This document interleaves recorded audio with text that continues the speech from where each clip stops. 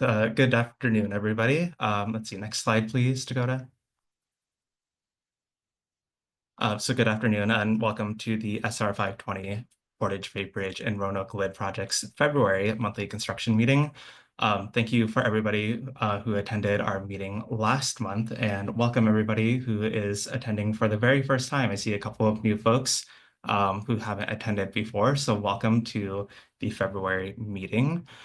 It's been several weeks since we last provided an update to you folks. Our last meeting was on January 30th, so we do have a couple of updates that we wanted to share with you today. We are scheduled to go until 1 p.m. And we're hoping to leave about 10 to 15 minutes for Q&A at the end of the presentation. So similar to how we ran our January meeting, everybody feel free to submit your questions via the Q&A box at the bottom of your screen. At the very end of the meeting, we'll go through and read through some of the questions and respond to them at the very end. So don't feel like we're ignoring you during the presentation. There may be some questions that we'll be able to respond to via the chat box. So make sure that you're monitoring the Q&A box closely as well. And then as you are submitting questions, please make sure that you are not submitting any personal information that you don't want others to see. As a reminder, the Q&A box is public and visible to all attendees of the meeting. So if you have any personal information, such as your address or anything that you don't want others to know, feel free to send us an email instead with your question. Just as an introduction to a couple of folks that you'll be hearing from today on the call. So my name is Alan Van. I'm the Skanska Public Information Manager, and you'll mostly be hearing from Robin Clark, who is the Skanska Community Liaison.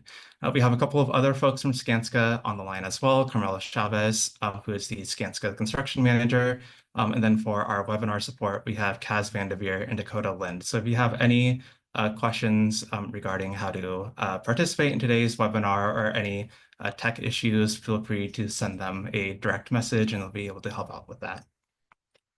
To the right of your screen, we also have some useful resources for you, including our project email address, where to find meeting recordings, and how to sign up for email updates. Next slide, please. Additionally, I believe we have a representative from Graham here to answer any questions you may have about the Montlake project. While today's presentation is primarily centered around the Portage Bay Project, I know that you folks have been attending the Montlake project construction meetings as well. And if you have any questions about that specific project, feel free to drop those in the Q&A and we can go ahead and address those as well. Next slide, please. And then before I pass it off to Robin, I'd like to remind folks about how to participate in today's meeting. So as we are presenting information to you, please submit your questions at the Q&A box at the bottom of your screen. It should look very similar to the slide that you see right in front of you.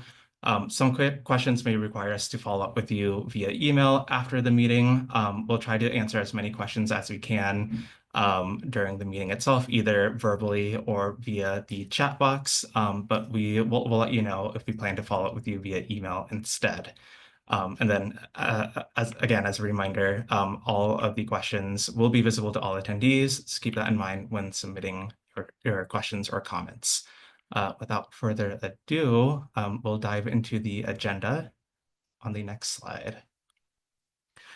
So for the agenda today, we'll be going over the overall project schedule, giving updates on our progress with our current construction activities, discuss some ongoing nighttime work that you may or may not have noticed in the project area, discuss some updates on some nearby projects, give an update on some short-term schedule updates for March through May, and then also giving a long-term look ahead for the rest of 2025.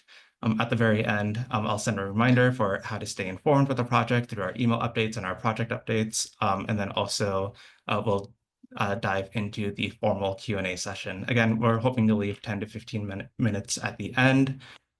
So thank you for your patience in advance. With that, I will go ahead and pass it over to Robin to discuss construction. All right. Thank you, Alan. And thank you, everybody, for joining us again on this month's construction update. I appreciate everybody who's joining us back from last month, and appreciate everybody new who's joining us for the first time.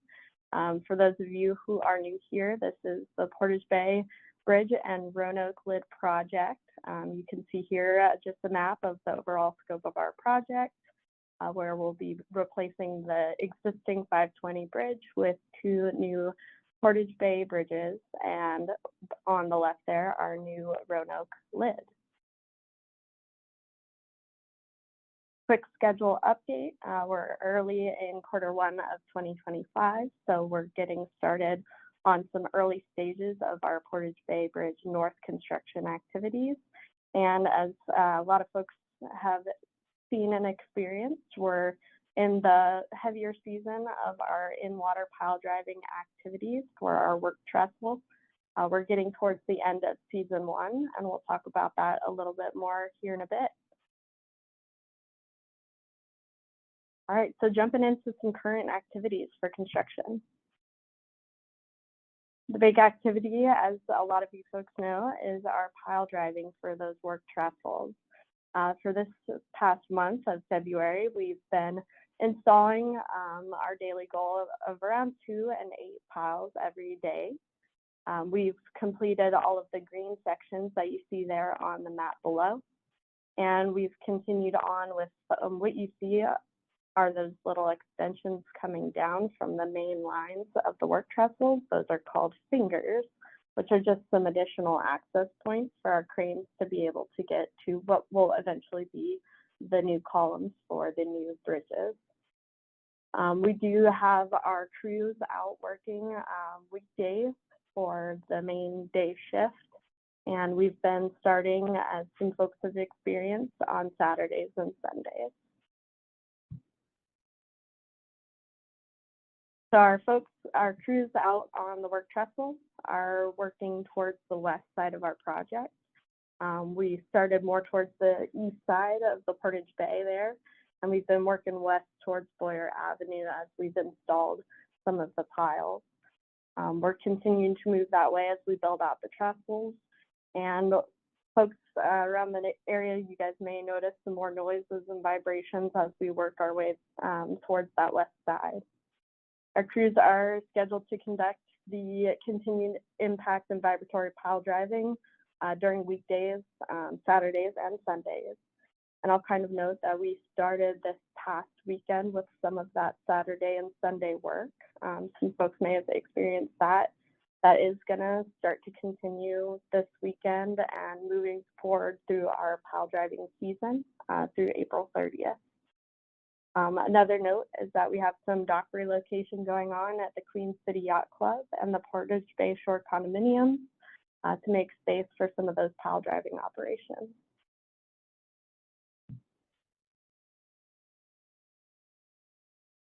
Here's another pretty good graphic of what some of those movements have been like for the pile driving. So we have 3 primary headings or crane locations that have been conducting the impact pile driving for our work trestles. They've been working 1 primarily on that north work trestle and then 2 on that south work trestle, kind of moving in the opposite directions there.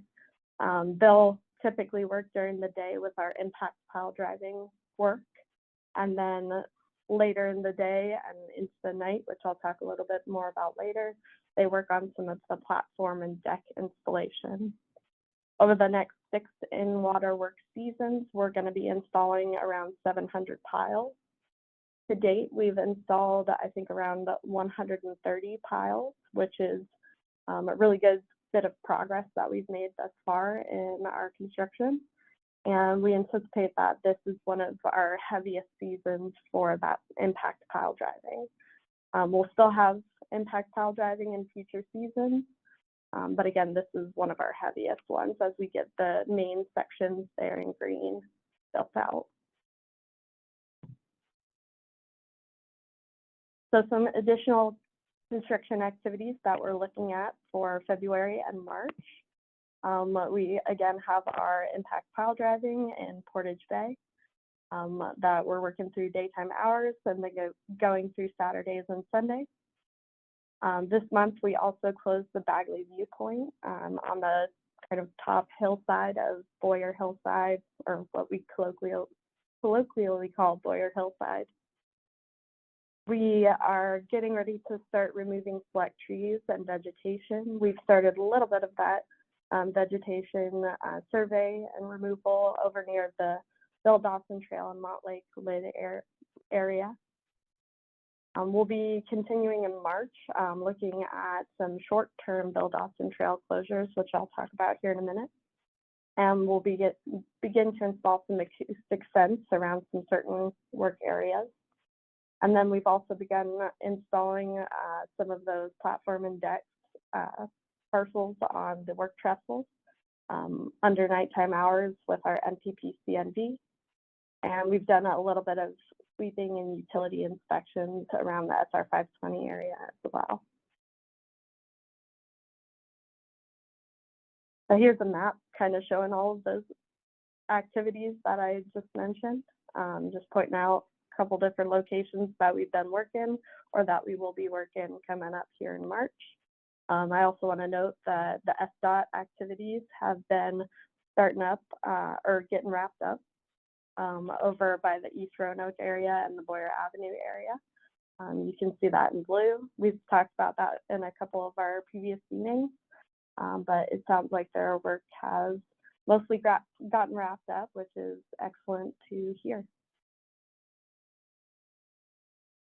So kind of touching and getting into a little bit more of those construction activities outside of the work trestles.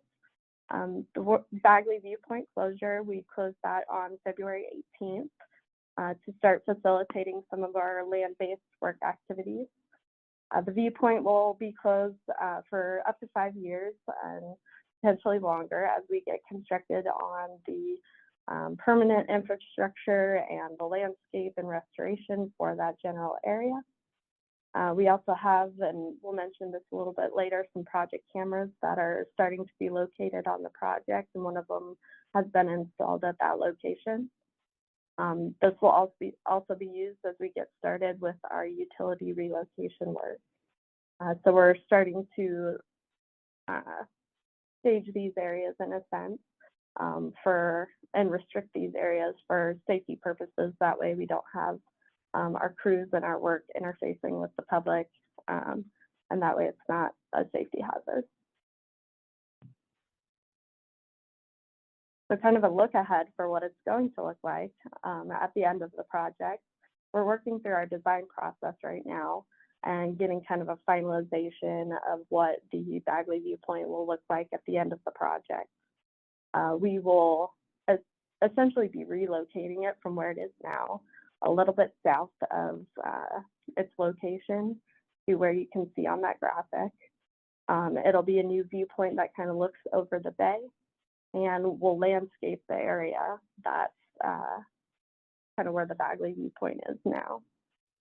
This is still in development, so what you're seeing here is more of a concept rendering from our early stages of design, but we don't expect any major changes with that, with what you see here.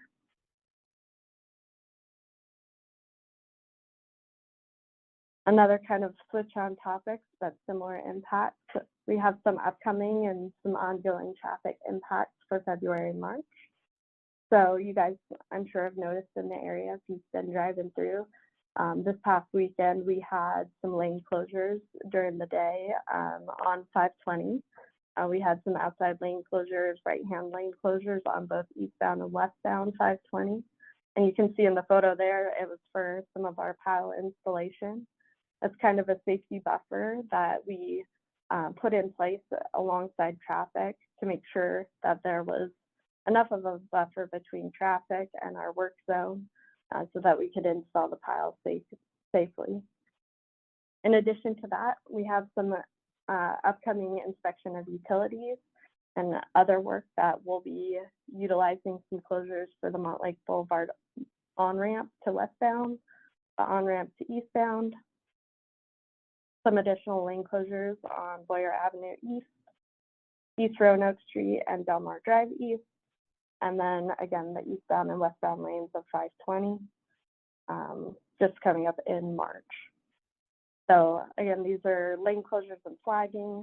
Most of these will not include any full closures, but you guys can expect that our updates will be posted on the construction corner, or you'll receive them via any of our update methods that Alan typically talks about towards the end of our presentation here. Jumping into some tree removal schedule.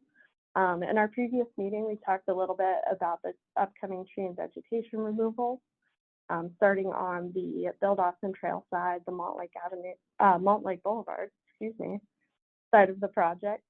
We're looking to start there still, but we have had a little bit of an update on our schedule overall. We were targeting some of the tree removal in February, but we're looking at more of a mid-March on that. And the reason for that is we just don't want to get in there too early. For those of you guys who were in some of our earlier monthly meetings, we've done a similar sequencing of construction activities on the west side of the bay, just to make sure that we're not clearing things and removing things too early ahead of our work and exposing that to weather and rain and erosion. So we've done a little bit of sort of work over there, but not too much ahead of our major work activities. That work will continue through the spring as we get the Montlake area cleared in red, and then we'll swap over against the west side in April and continue kind of west from there throughout May. Similar to that and similar line of operations, we'll have our short-term Bill Dawson trail closures coming up. We'll have some periodic short-term closures to kind of help facilitate those tree and vegetation removal. And when I say short-term trail closures, it's typically either a flagging operation, which is up to 10 to 15 minutes at a time with some flaggers, where they're posted at one or each end of our closure, and they hold pedestrian and biking traffic for a few minutes so that we can cross with either trees or equipment or material, just to make sure that it's safe for folks to not interact with our operations. Then on the other side of that, we may have a 1 to 3 day closure, whether that be during the weekday or weekend, to kind of facilitate some of the heavier and larger construction operations and getting some of that material across to the trail.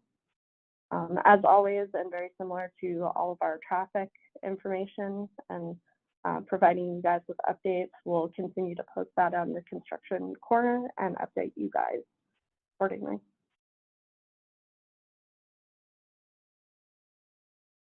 Acoustic fence installation is still tracking pretty similarly to what we've been talking to you guys about in the past. The installation is really kind of tied to our work trestle installation and some of our work start on the west side of the project.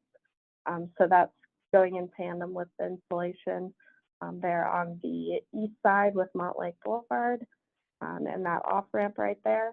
And then the west side towards the Portage Bay condominium.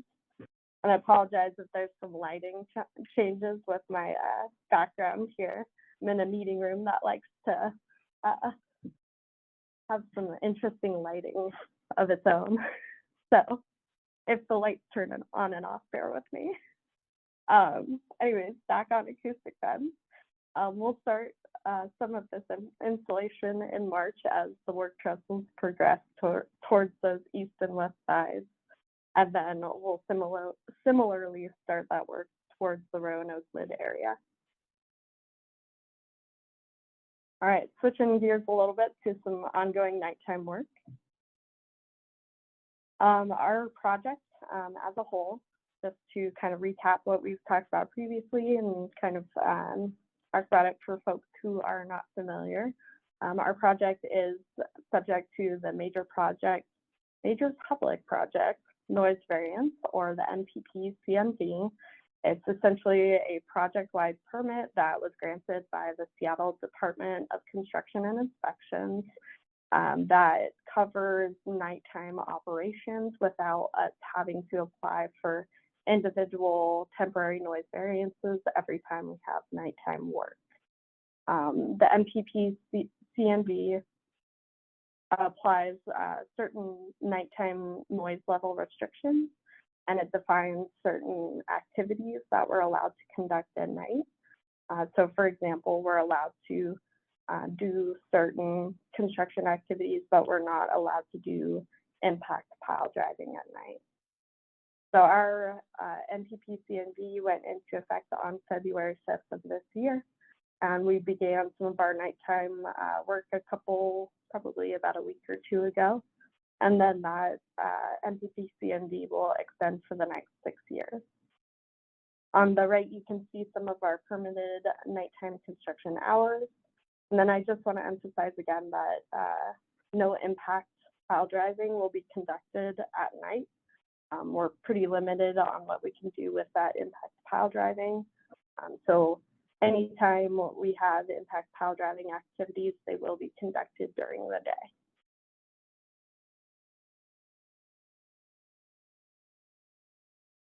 So what are we doing at night?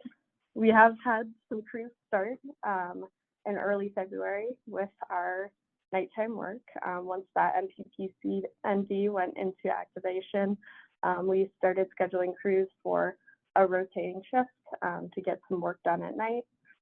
Our focus here is to work on building out the platform or the deck of the work trestle so that we have essentially a platform for all of our equipment and material to access the various elements of our construction of the bay. So that work has been kind of ongoing at night. It's installing different little elements there. We've also had some bird deterrent installation, some utility inspection, including storm drain and other just miscellaneous utilities that we get the information and use that to facilitate some of our design work and development.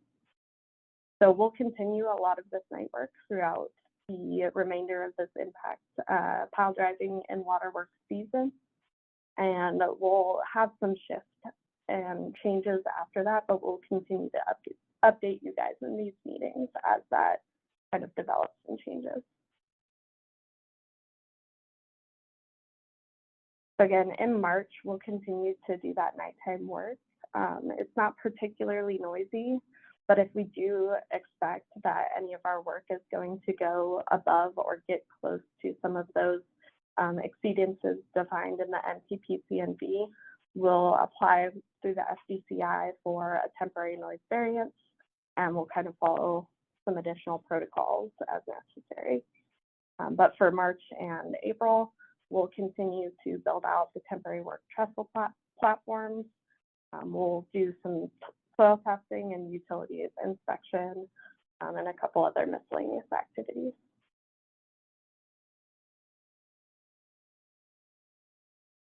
So here's just kind of a cool overview. I think we may have had this in our previous meeting, but I always like these overviews because the picture says 1,000 words.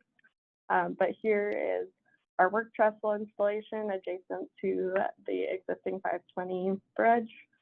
You can see some of our piles there that are highlighted in green. And then you can see where it's pointed out the platform installation that we're kind of working around the clock. And just a couple more cool photos from some daytime work on the left there, and then a little bit of that nighttime work there on the right.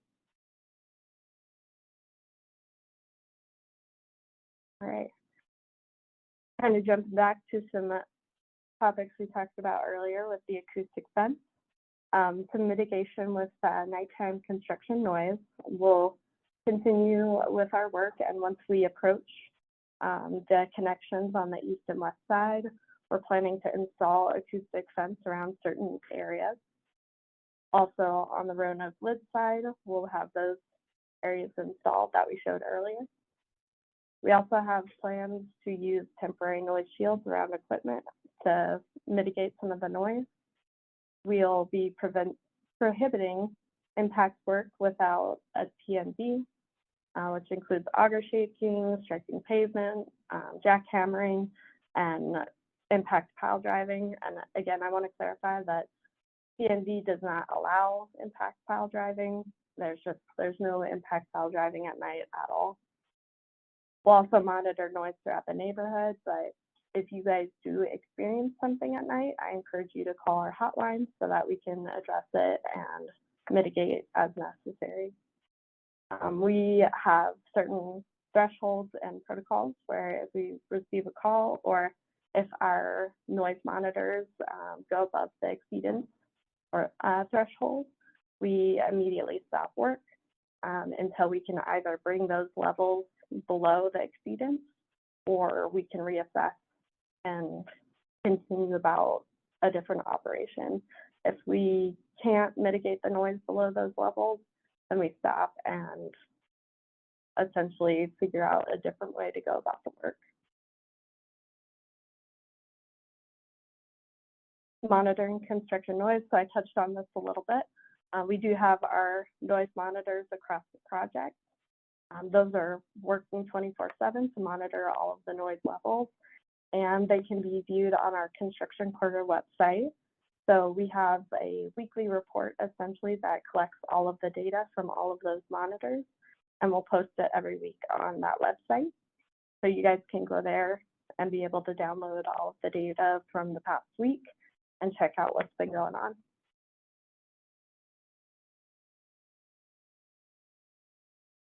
And I kind of mentioned this earlier.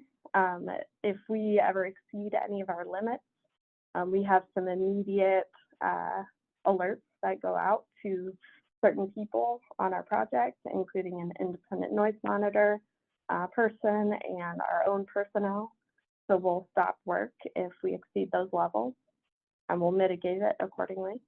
But if you guys do have concerns, whether it's daytime, nighttime, we again encourage you guys to call our 24/7 hotline, and the folks answering the hotline have a list of people through SCAMSCA that they're able to call to be able to address the concerns.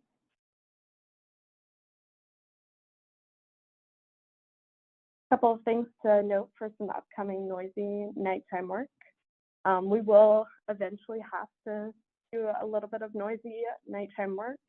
Again, no impact pile driving, but it will be some removal type of work. This will require some temporary noise variances, which some of you guys may have gotten notifications about in the past.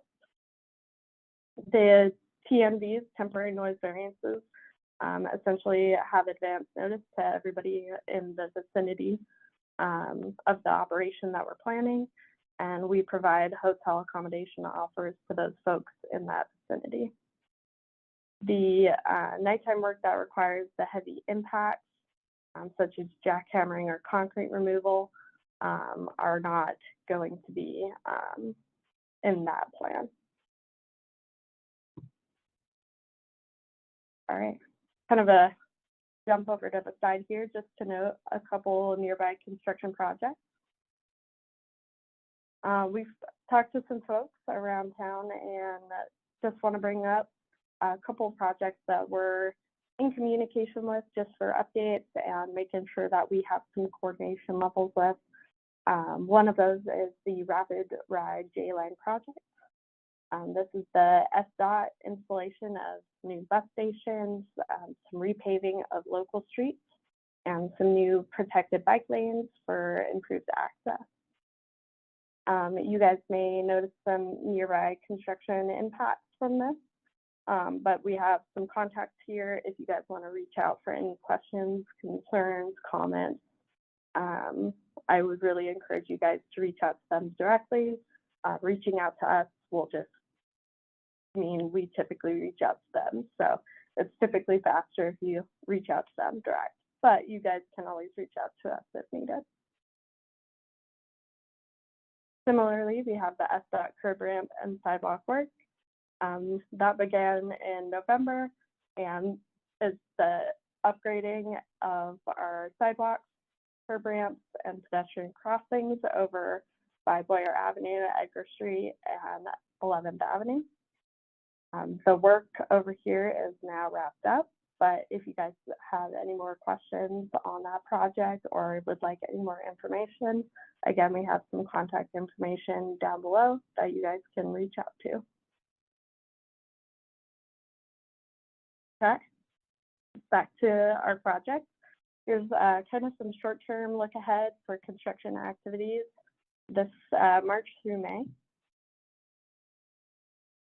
So a lot of text here, but essentially in April and May, we're looking to continue our in-water impact pile driving. But as a note, after our in-water impact pile driving season, we are looking to switch from impact pile driving to vibratory pile driving. That is allowed for our project, and that'll continue throughout the year until our next in-water impact pile driving season begins in September. In April, we'll also continue our tree removal and vegetation clearing. We'll have some upcoming closures of the Boyer Stairs, some short-term Dawson Trail closures. We'll be looking at messaging for our long-term Bill Dawson Trail closure, and we'll be working on our acoustic fence installation. Going a little bit further, we'll have completed our season 1 of the in-water work, and we'll be switching into strictly vibration pile installation and working on the platform of the work trestle. And then we'll begin what's called temporary bridge 1, and I'll show you guys more on that here in a little bit. So a little bit more detail on the further outlook ahead of our tree and vegetation removal on the west side. We touched a bit about this before.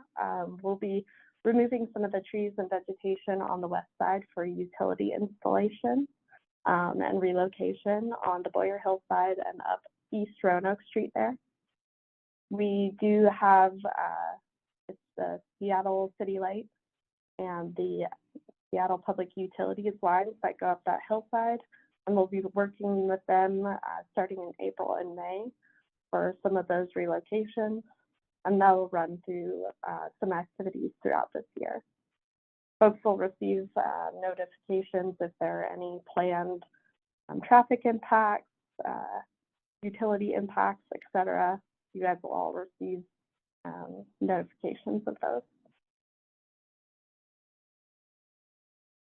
And touching a little bit more on those utilities, so that work is again scheduled to get started here in April.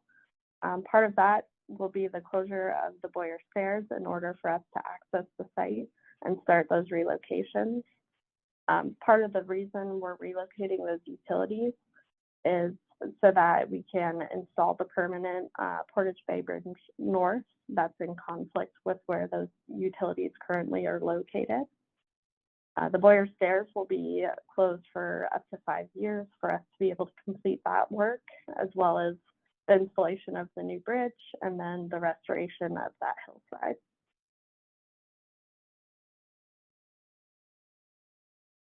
A little bit more on that Boyer Stairs closure. So again, we'll be closing that stair area for up to 5 years. And we'll be working through there to complete utility relocates, the installation of Portage Bay Bridge North, some additional retaining walls alongside that hill, and some landscaping and planting. The graphic you see there on the right is, again, some conceptual design. There go my lights again. Some conceptual design of what it's going to look like at the end of the day. And that's kind of what we're in development of right now. But again, we don't expect too many changes from what we've got going on.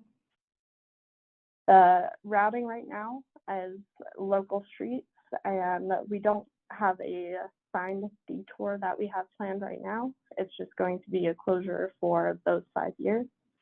But SDOT's recent curb and sidewalk improvements were part of the process of providing some alternate routing for that closure.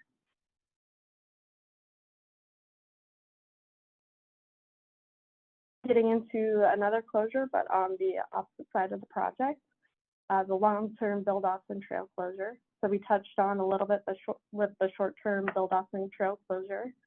Getting into the long term, we will be closing the Bill Dawson Trail for up to 5 years. We'll be closing it from the Montlake tunnel there, and that will include the tunnel itself. And we'll be closing it down towards the Montlake playfield.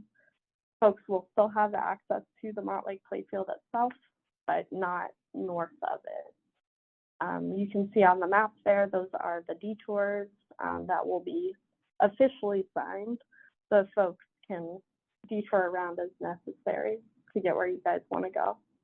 Our focus really here is the neighborhood greenways, the safety of pedestrians and cyclists, getting into areas with low speed limits, speed bumps, and stop signs that control traffic, and trying to focus on the areas that have low traffic levels in general, so that we are prioritizing cyclists and pedestrians more so than the vehicle traffic.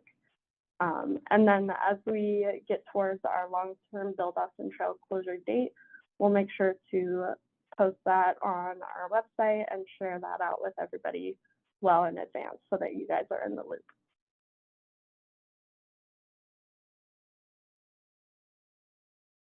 So kind of diving into the purpose of the Bill Dawson Trail closure, we're going to be constructing a lot of elements of our work in that area that directly conflict with the Bill Dawson Trail. You can see on the graphic here that this is one of our primary accesses to that north work trestle, which will need to maintain a haul route from Montlake Boulevard onto the temporary work trestle. It's really limited in our space with our project limits, so there's not much of wiggle room for us to be able to work around it. It also helps us maintain safe access by closing the trail and eliminates conflicts with kind of the trail users and our heavy equipment. And then it allows us to safely transport our cranes, drill rigs, personal lifts, and our other equipment and material like rebar cages that'll go into the permanent infrastructure. Kind of in addition to that, you can see here a profile section of what that looks like with the vehicles that'll be accessing the work trestle. We'll be installing large girders with the infrastructure. We'll be installing, our temporary bridge 1 in that vicinity. And we'll be conducting traffic shifts to kind of help sequence and facilitate the construction of the new bridges. It's a large impact to folks, and we understand that, but the other side of that is the access to these work trestles allows us to significantly reduce our night work impact, our traffic control on the existing 520, and just our overall timeline of the project in a sense. It also allows us to not close the existing 520 for an extended period of time because we're able to work on the sides of existing 520 from those work trestles.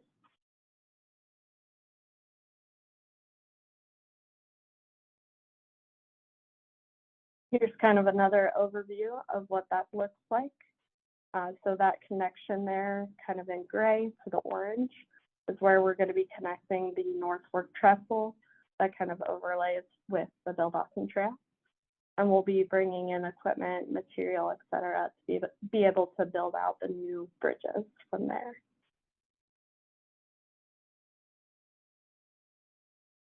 And the last major topic that I'm going to talk about today is temporary bridge 1 construction. This is another major element of construction that we're looking at starting this year.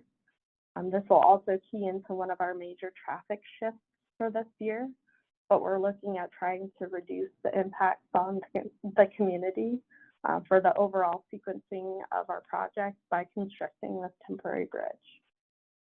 So we'll have a couple of weekend closures of the existing 520 eastbound in order to facilitate this, but the overall impact should be minimal in general.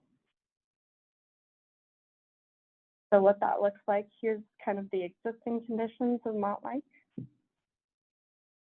And then what we're going to construct is in purple here.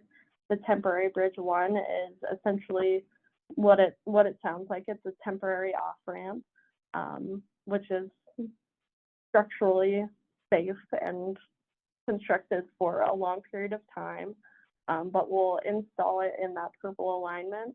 And then essentially we shift traffic from the orange to the purple over a weekend so that we can eventually shift traffic in the alignment to be able to construct our Portage Bay Bridge North. That's part of those weekend closures and some of the other minimal traffic impacts that we anticipate for the summer. Eventually that will lead into some traffic impacts for next year, but we'll talk about those in future meetings. Here's kind of a 3D VDC rendering of what that's going to look like as well. So in blue is the Temp Bridge 1 construction, and then in red is the existing off-ramp. We'll be starting the yellow this year.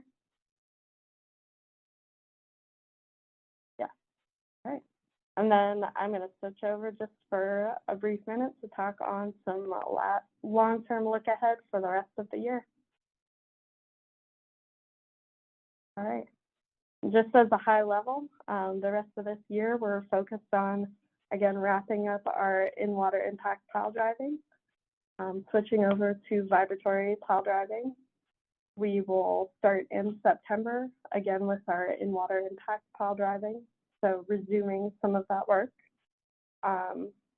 conducting traffic control on city streets and a couple of full closures on 520 over Portage Bay, primarily on eastbound 520, and performing utility work and relocations in Roanoke area over by Boyer Avenue.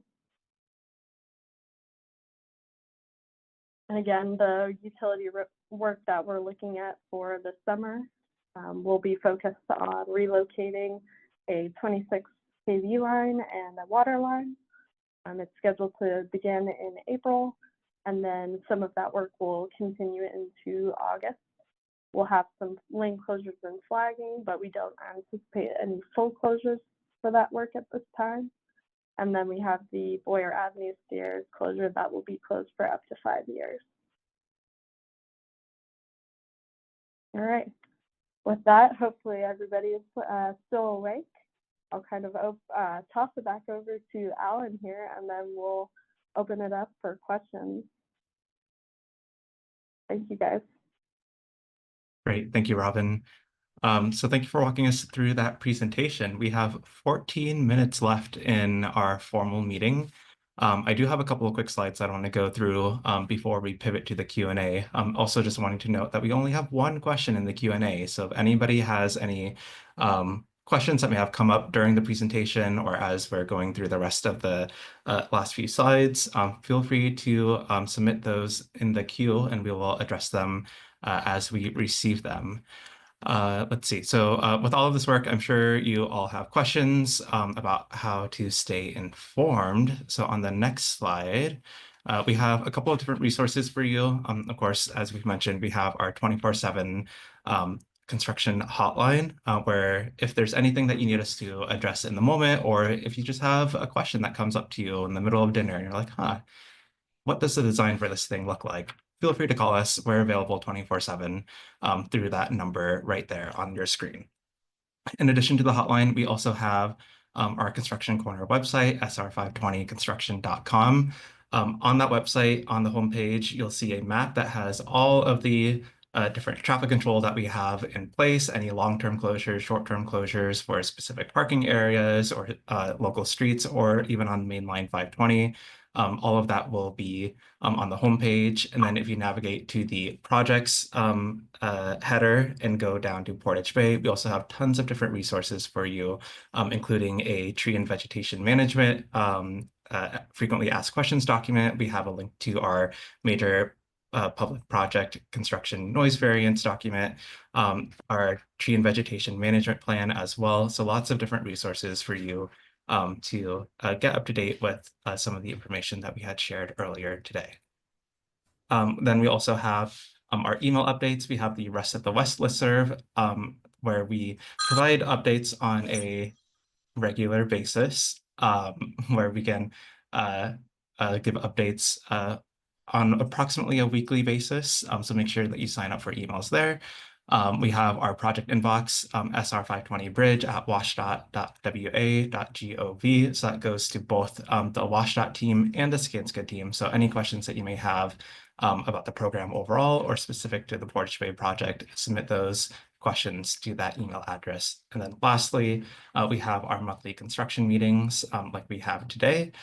In the next couple of days, we'll be sharing some information about our March meeting. So make sure that you're signed up for the emails, and then you'll be given a form to RSVP for the March meeting. So make sure that you're checking your inbox for our next meeting next month. With that, thank you everybody for listening to the information that we had shared with you today. We still only have a handful of questions in the Q&A. We'll stay on until 1. So if additional questions come up, again, just go ahead and submit those. With that, I'll go and read them in chronological order.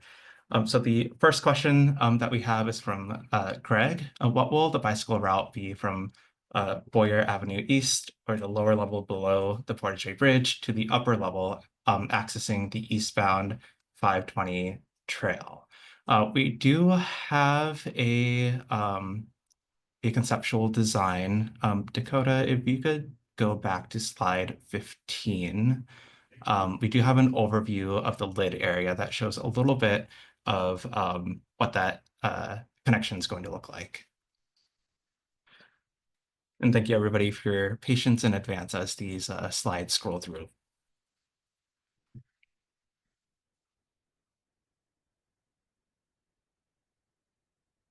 All right, yeah, so we have a conceptual rendering right in front of you that shows the regional SR520 trail. The connection that we have is on Delmar Drive East. It's that kind of the loop-de-loop that's right there that connects to the trail.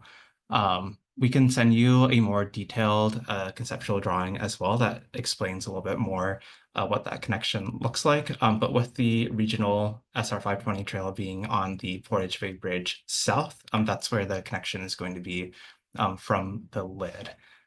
We have a call-out box that covers the access area from Boyer Avenue East. We will have the Boyer stairs over there as well, but we can follow up with you to share a different conceptual design as well. And I'll jump in with one more thing here, Alan. I think from Boyer Ave specifically up to like Del Mar, and then kind of going down there where the regional shared use trail is. I won't confirm for 100% sure, but I believe, and bear with me here, I am blanking on the technical term for it, but on stairs, you sometimes see those bike connections where you can kind of push your bike up the stairs. It's like a little a runnel, I think it's called, that you're able to push it up. I believe we are designing that with the Roanoke stairs, the future Roanoke stairs there. So that'll be part of that connection as well, and that'll be an option for folks to get from Boyer Avenue down there up to Del Mar. Great, thank you, Robin. And Greg, if you have any clarifying questions, let us know. Our next question that we have in the queue is from Patty. Can we talk about the temporary road that will connect 10th Avenue East and Federal Ave East on the south side of SR 520? In our previous meetings, we did talk about the temporary overpass. I believe we may have some slides at the end that talk about this, but Robin, I'll pass it over to you while Dakota searches for those. Yeah, and I would say we've talked a little more in detail in some past meetings, so that might be a good avenue as well on our construction corner. So we might be able to reach out, Patty, and give you which of those meetings we talked more in detail on it with those graphics and slides.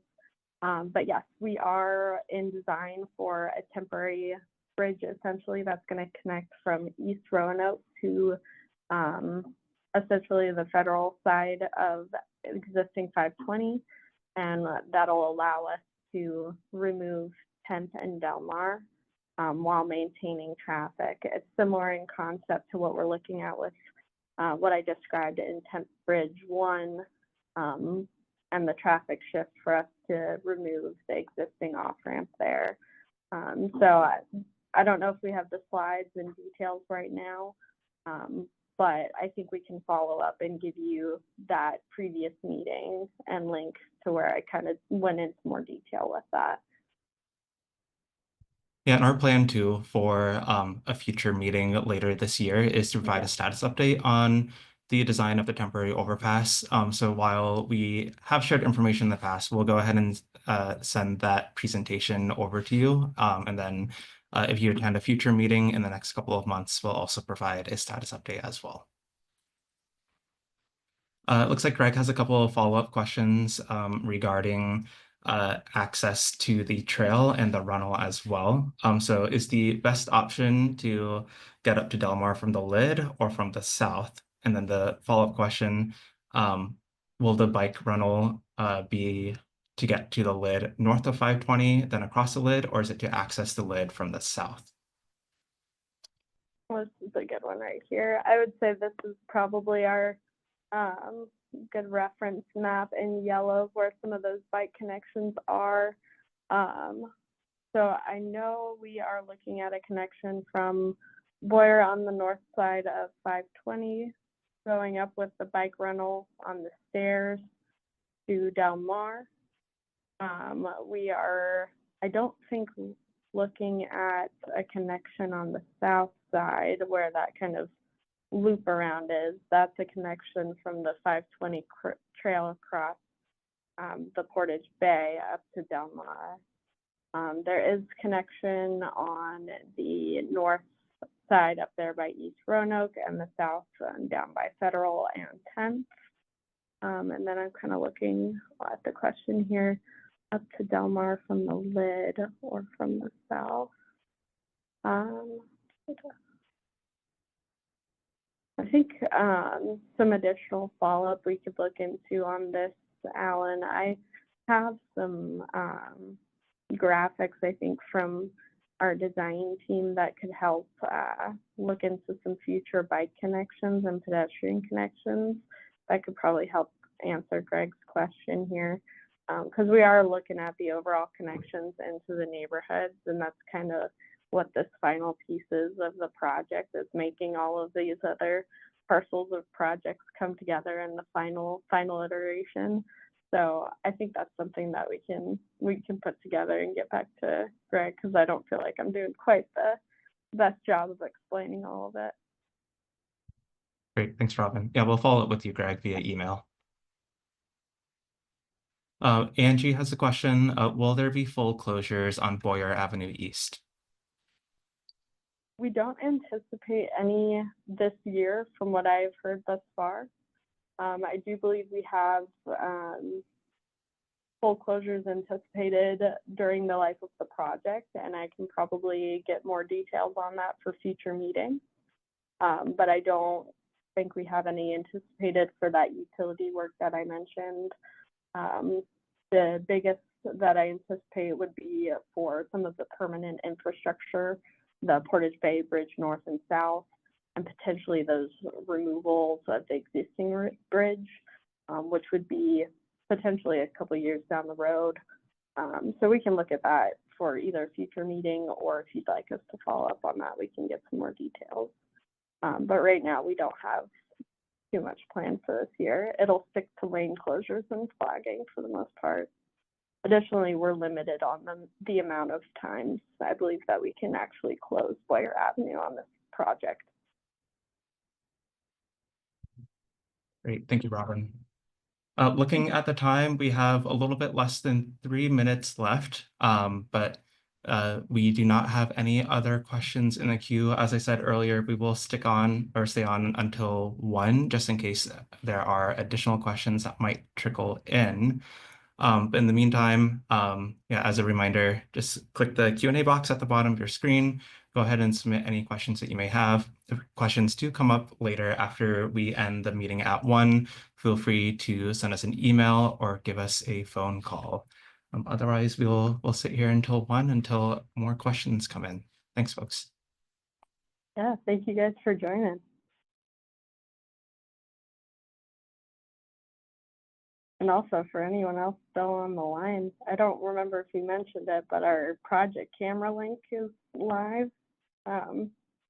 So go check out the construction corner next week and the link should be on there. And I think we tweeted it out this week, so check it out.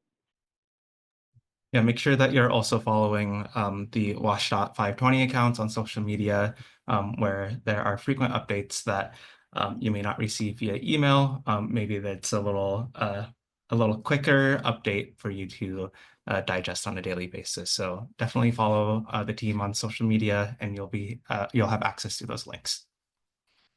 In the last minute or so, since I don't see any additional questions in the Q&A queue, we do have several places where the meeting recordings will be posted.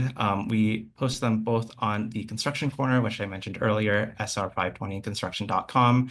And then we also have some resources on the WashDOT project webpage as well. If you go to the WashDOT webpage, click on related links, there will be a list of resources available for you regarding the meeting and some other project materials as well. Also on that webpage, it has our hotline number and a link to sign up for email updates.